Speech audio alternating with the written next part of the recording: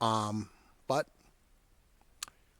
first things, we're going to start actually not with, I usually cut to something, cover a little ground. But today, right here, because it's right here, we have a so-called stick structure. And one would ask, why is this something I noticed? Because it wasn't here the last time I was here. This has occurred in the last 2 weeks.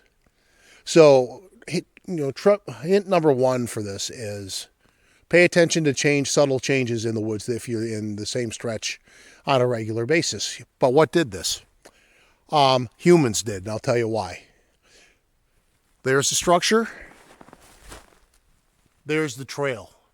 And I figure you've got about a 30-foot differential. And that's the first thing that a lot of times I find, for some of the more comical claims of Bigfoot relevance for stick structures.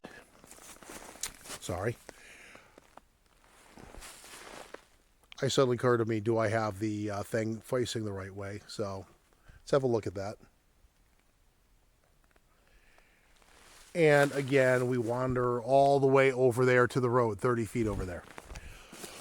And that tells us that the odds of a big hairy monkey person coming out and doing that versus a person walking by. And I've seen a father out here doing stump shooting with air rifles with his kids. I mean, that's exactly the kind of a group that would be doing something like this, because kids do shit like that. That is a drooping tree. Bigfoot did that? No. The tree did that. It's how it's growing.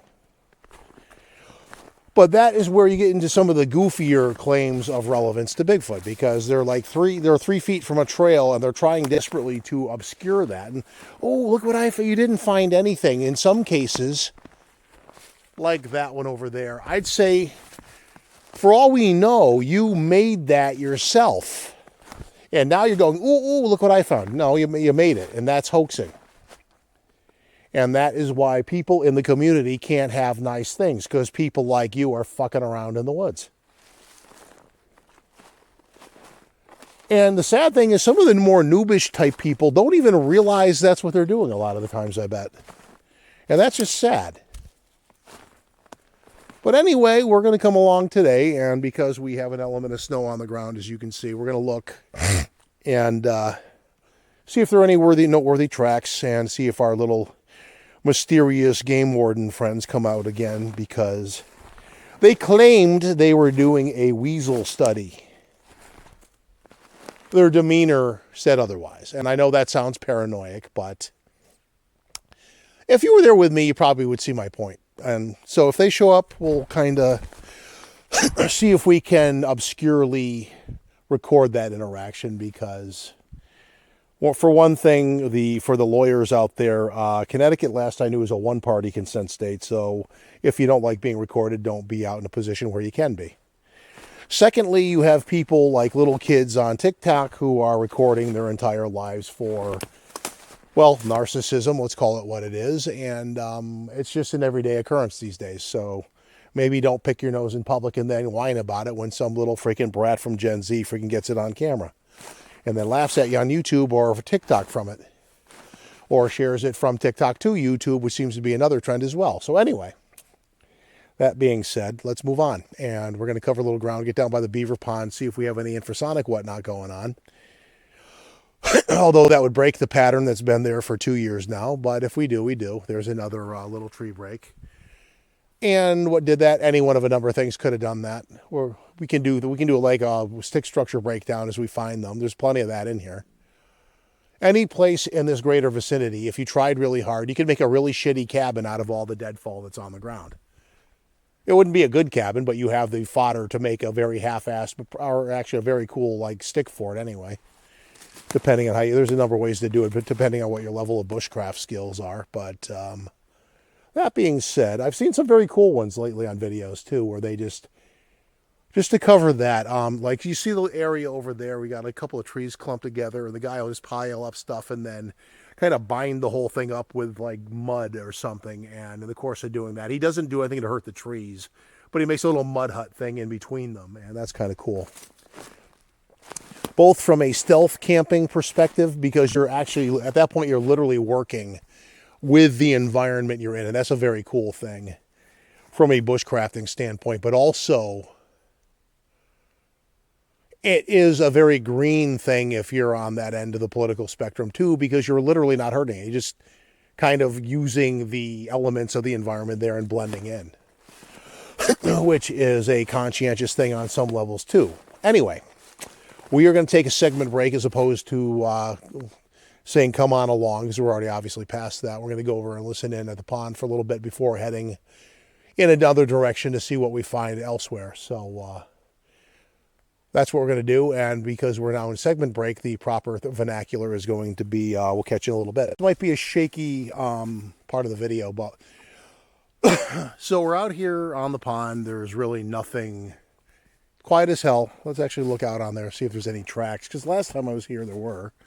But this is fresh snowfall, so there's not really anything out here. So we're going to do a gear review instead. So portion one of the video is this multi-tool. It's a big carabiner, but I got this yesterday. It's out in the field for the first time. It has a knife, and when you hold the knife like this, it's not an ideal grip, but multi-tools being what they are not the ideal thing. They're there in a pinch. They're trying to serve multiple functions. So it's got a knife. It has a glass breaker. It has a bottle opener. These are standard things. It has a Phillips head and a flathead screwdriver. My one potential ism with this is the carabiner end itself, because this, you have to have a very, very gentle touch when it's hanging off your belt. It is a pain in the ass to get off from the angle you're doing it at. So that they could have done better, I guess. I do have other carabiner multi-tool things.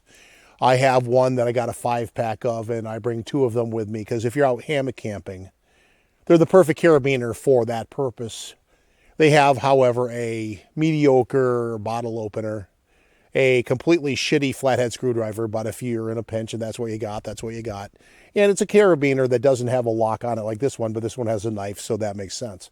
The other one doesn't, so it just hooks on your belt, or it hooks onto the hammock straps and doubles in that capacity. So I don't go 1 out of 4. I'm going to go 1 out of 10, and 1 out of 10 so far, having not actually used this in actual, I've had some I thought I would have rated higher in the past. And when you actually use them, like these little Cobalt tools you get from Lowe's, I've actually had one break on me, like the entire multi-tool break in moderate use. I wouldn't even call it heavy use, moderate use. So there's that as well. That's an interesting thing. Anyway, it rates 7.5 out of 10 so far, because the blade itself, not that I advocate cutting trees, so go at the bark. It can do the job, I guess. You're cutting into hardwood, but it does leave a mark, obviously. I have a knife sharpener at home, and then it might be a more fair comparison. You got this moss stuff, though, and that comes off easily enough. So, it works for what it is. So far, 8 out of, utility is you can have it on your belt like or on mully strapping on a backpack or whatever. So that's one thing. I'm going to take a quick break because I only have 2 hands, and we're going to do that. We're going to take a break real quick, and then we'll be right back. Thing we're going to do real quick because we're here. Not the prime example, but so far, to make pine needle tea came up at work. So these are pine. You got to know which ones are spruce. You got to be careful of them, because I've read somewhere they actually will upset your stomach or such, and it's to be avoided. These may be okay, but the ideal I can show you over here before we move deeper into the woods. This is not a magnificent specimen of white pine, but these needles right here are the ideal. You can probably get away with those, and some people would advocate you mix the two for a little variety, but those are the ideal for straight pine needle tea. The white pine, it's called white pine. If you look around the area, there's a bush there, a little one. There's one hiding in there. There's one that got kind of trampled. But I mean, there's enough of it around here. There's 2 over there, bunch over there, over there. So, I mean, it's around and it's common. In my own neighborhood across the street, there's like a whole patch of trees. My own apartment complex, although the trees are not in the best shape, they're there, and if you can reach them, you can get them. So, with that being said, I mean, the fodder for it's there. You can also get it online.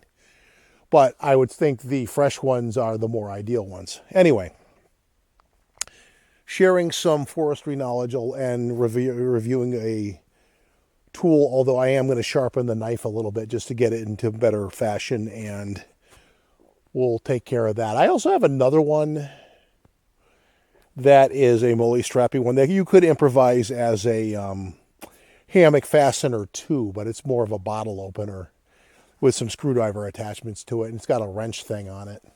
This one lacks the wrench, but it has the knife. So what I usually do in my EDC use of multi-tools is you have a little carabiner and you have like 2 because you have overlapping features, but you're going to have also the capability where one is going to probably do something a little bit better than the other because I like options. So that's my own take on that little handyman knowledge. We're going to move on and we're going to take yet another break because that's what we do, and I will peruse my short-term memory of the Bigfooting happenings of the week and go from there. We'll be back. You got a whole big patch of tree over there. That could keep you going the whole winter. Anyway, Zasky, rather than did that, tried to file some DMCA strikes on YouTube kind of thing. I forget if it was harassment or he basically one time called the podcaster a Nazi or something. And it was just like, other than the sad invocation of Godwin, if you know what that means. Basically what it means for those that don't, it's a 90s reference to the fact that you really had no other shot to take at somebody, so you call them a Nazi. It's not a compliment, but it's the fact that he responded by trying to censor the person who's calling him out for the nonsense he's posting. That's cowardly. That is cowardly. That is not a sense of integrity. And that also is a big poop taken on your own arguments. If you're trying to say that something in the woo arena is real when you know damn well you're making it up for the clout. At that point, to steal another person's term, you are not, in fact, somebody spewing information. You're a clout goblin. A YouTube term that I am going to appropriate for my own uses because it amuses me to do so. If you're chasing clout and doing stupid stuff on TikTok, YouTube, or Facebook, and you're doing it for the sake of that, you, sir, are a clout goblin, or you, ma'am, are a clout goblin. Girls can be a clout goblin, can be a clout goblin, too. And no, it's not a good thing. It ultimately ends in probably less than positive results for the person doing it, just as a gentle warning, because why not? I'm rambling at this point. I'm going to take a segment break. But the trend in YouTube lately of that is to, the government conspiracy thing. What do I think about it? If there's any active freaking interest in suppressing Bigfoot related information in the government sector, follow the money. It's not them as much as it's the activists and the lobbyists that are freaking going after them by way of big timber. Follow the money. That's much more realistic. However, let's be honest. Having worked for the federal government for 2 years, do I think they have the talent to pull off something like that? Fuck no. Take it from a person who actually worked for the Fed for a little bit. No, they're not. You're giving them way too much credit. Number one. Number two,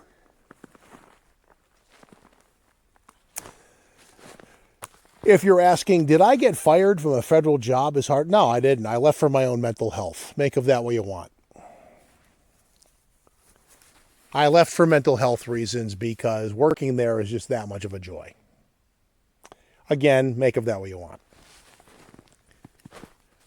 I do, however, know a person who was let go from the federal job, and the things that they had to do in order to have that happen were not minor. So, I mean,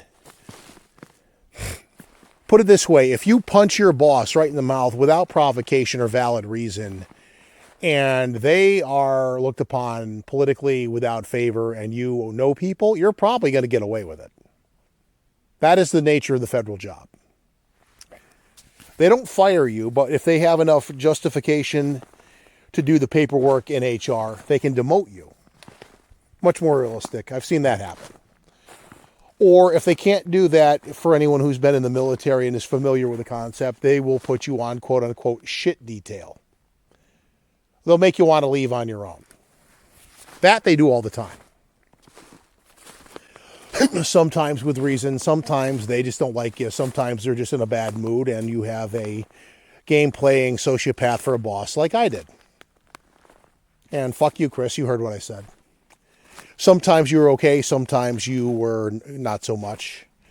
People didn't like you behind your back, and that's how that was. Anyway, moving on. I probably just like nixed any ability to get back into the federal government too, because I have no idea if he watches my stuff. But so again, that kind of pine, to just be repetitive. Not sure if that's okay for tea. I would avoid. Stick to the longer needles unless you're sure. I would not be, so I would advise caution.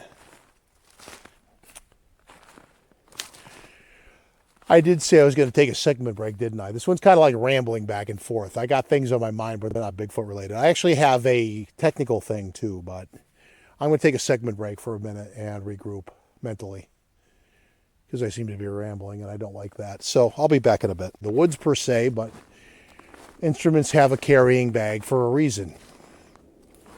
Brushing up on tracking, these things. So yes, I still do traditional, what I'll call traditional squatching, where you go out with trail cams and night vision and that kind of thing too, but the people that are out, you want to know when you have a noob, when they're doing the vocalizations and they're doing wood knocking and expecting wood knocking back. Everybody that has gone through, that are new, that don't really just see through that immediately, do that, and that's your first sign of a noob. And I'm not knocking it, because I was guilty of that too, and sometimes you get results and sometimes you get results if you're just walking through the woods, you know you're the only one there and you hear it anyway. I've had both happen. The thing is, ever since the days of Moneymaker making Finding Bigfoot a household name, I also know that there have been circumstances nearby where you have had basically dueling banjo-related wood knocking, and I can guarantee it's two different groups of people doing it back and forth. They may even know they're doing it as a lark, but that is one reason why it's not really as effective a thing anymore. But it's also a thing. Oh, and by the way, Bigfoot did not do that. They, the triggers, I mean, I look for the things that are weird. That one's more compelling than the other one I showed you in the beginning of the video, but it's really no different than that. A tree came down or something. Let's have a look at that though. Yeah, so that tree broke over there and then things fell down over it or whatever. And believe it or not, things like that happen without big hairy monkey men related help. So is what it is. Anyway, that's my wrap up, unless something compelling happens and you have a dog man run through or some shit, in which case I will have other priorities. But if he comes after me, I'm going to stick him to get the freaking DNA on the knife, because that's what you do. But, or assuming he doesn't maul you, which at that point, being stabbed, he probably would, because he's not exactly going to be happy if you do that to him. Don't stab the wolf, man. Anyway, that was a weird tangent. I am going to continue last year's resolution into this year, because so far, although it happened before the new year, so technically it was last year, the infrasonic anomaly has repeated for a third year. And a week later, I had a weird encounter with people claiming to be something they very likely were not, and they were stalking the other local researcher guy too. What that's about remains to be seen. I will keep an eye out for them, although today I don't see any evidence of them being around. Maybe they checked us out and decided we're not worth the trouble. I don't know. They don't have anything going on right now and obvious signs of activity in the area. So as we move into the deeper part of the new year, maybe I'm due for a trip north to check things up there, because they're not really... Maybe I could get freaking Route 9 Johnny out into the woods. That'd be a lark. He sounds like he's kind of marches to his own drum. Maybe you could get him out there. That'd be entertaining. Although you get a lot of local attention too. Whether that's a good thing or a bad thing is open to interpretation. Anyway, I'm going to close by saying that's a weird-ass burl on that tree over there. And again, white pine needles for pine needle tea. Unless you know exactly what the shorter ones are, avoid them. And organic approach to bigfooting. That's about all I got today. There's not a lot going on. The weather's a little mood snow, so I'm kind of chill about that. And not really anything to rant about today other than, if you believe in nonsense, expect to be called on it. Nothing's changed. Belated New Year for the people that didn't tune in last week. And unless something happens, like, subscribe, leave comments, suggestions in the comments as you see fit. And unless something really crazy happens on the way out, I'm going to do some tracking on the way out, although nothing immediately there. Did see a possum last night, although that was in Brazen Suburbia. Until next time, we'll see you, and we'll catch you next time. Bye.